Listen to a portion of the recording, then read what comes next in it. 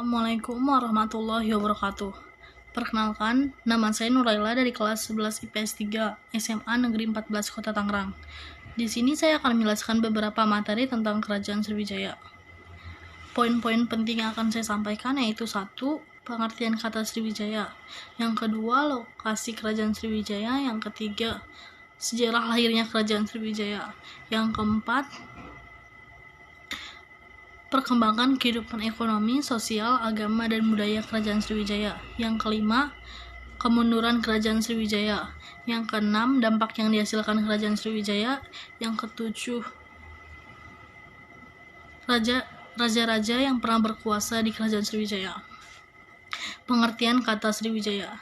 Kata Sriwijaya berasal dari bahasa Sanskerta. Kata Sri artinya bercahaya atau gemilang, dan Wijaya artinya kemenangan atau kejayaan. Jadi secara keseluruhan, kata Sriwijaya berarti kemenangan yang gemilang. Lokasi Kerajaan Sriwijaya. Kerajaan Sriwijaya berada di tepian Sungai Musi, daerah Palembang, Sumatera Selatan. Sejarah lahirnya Kerajaan Sriwijaya. Kerajaan Sriwijaya lahir pada abad ke-7 dengan raja pertama yang bernama Dapun Tahyang Srijayanaga.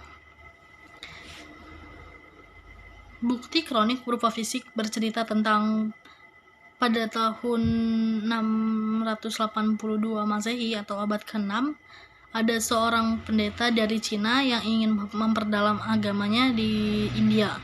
Namun sebelum berangkat ke India, ia harus mempelajari bahasa Sanskerta sehingga ia tinggal di Indonesia selama setengah tahun. Pendeta bernama Insing itu bercerita bahwa sejak zaman dahulu Kerajaan Sriwijaya sudah menjadi pusat keagamaan Buddha di Asia Tenggara. Bukti lainnya yaitu prasasti Kedukan Bukit yang memiliki angka 682 Masehi yang menceritakan tentang seorang Kerajaan Sriwijaya sedang dipimpin oleh seorang raja bernama Dapun Tahyang Srijayanaga untuk memperluas wilayahnya.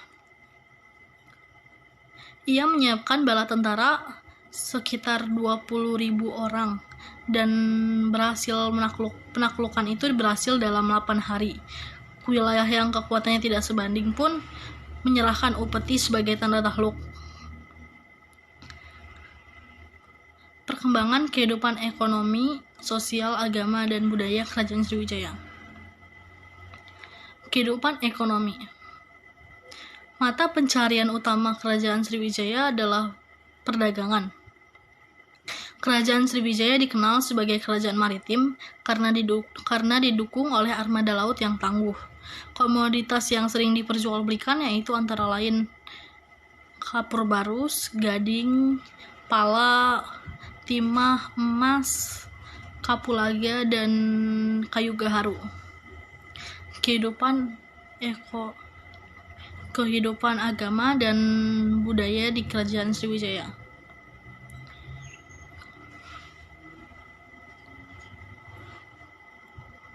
Kerajaan Sriwijaya dikenal sebagai kerajaan yang bercorak Buddha Mahayana yang sangat maju, sehingga menjadikannya pusat pendidikan agama Buddha di Asia Tenggara. Dan biasanya pada sehari-hari mereka menggunakan bahasa Melayu kuno. Kemunduran Kerajaan Sriwijaya. Ada beberapa faktor yang menyebabkan kemunduran Kerajaan Sriwijaya, yaitu diantaranya 1. Adanya serangan dari Pulau Jawa yang dipimpin oleh Raja Dharmawangsa yang menyiapkan banyak tentaranya untuk menyerang Kerajaan Sriwijaya. Yang kedua, adanya serangan dari dinasti Chola di Coromandel, India Selatan oleh Rajendra Chola I. Dengan mengirim banyak armada lautnya, ia menyerang Kerajaan Sriwijaya pada tahun 1017 sampai 1025 Masehi. Yang ketiga, adanya kerajaan Islam Samudra Pasai yang mengambil alih pengaruh Kerajaan Sriwijaya. dampak yang dihasilkan kerajaan Sriwijaya bagi Indonesia sekarang. Yang pertama, Indonesia dikenal sebagai negara maritim yang kuat karena armada lautnya. Itu berkat kerajaan Sriwijaya pada zaman dahulunya. Yang kedua, bahasa Melayu kuno yang digunakan untuk bahasa perdagangan dan sekarang sebagai dasar bahasa Indonesia. Yang ketiga, masuknya agama Buddha ke Indonesia. Nama raja-raja yang pernah berkuasa di kerajaan Sriwijaya yaitu 1. Dapuntahyang Sriyanaga, dibuktikan oleh prasasti Kota Kapur dan prasasti Kedukan Bukit. Yang kedua, Sri Indrawarman, dibuktikan oleh berita Tiongkok. Yang ketiga, Rudra Wikrama, yang dibuktikan oleh berita Tiongkok. Yang keempat, Wisnu, yang dibuktikan oleh prasasti Ligor. Yang kelima, Maharaja, yang dibuktikan dengan berita Arab. Yang keenam, Balaputra Dewa, yang dibuktikan oleh prasasti Nalanda. Pada zaman pemerintahan Balaputra Dewa ini, kerajaan Sriwijaya mengalami puncak kejayaannya. Yang ketujuh, Sri Udayaditya Warman, yang dibuktikan oleh berita Tiongkok. Yang ke-8, Sri Udayaditya, yang dibuktikan oleh berita Tiongkok.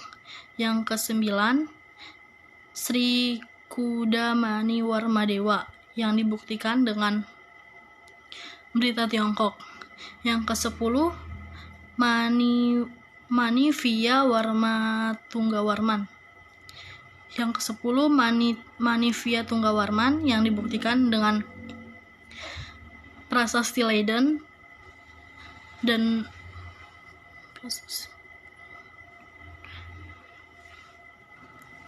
yang terakhir, Raja Sri Sanggrama Wijaya Tunggawarman, yang dibuktikan oleh prasasti Kola. Sekian materi yang dapat saya sampaikan. Mohon maaf atas segala kesalahannya. Wassalamualaikum warahmatullahi wabarakatuh.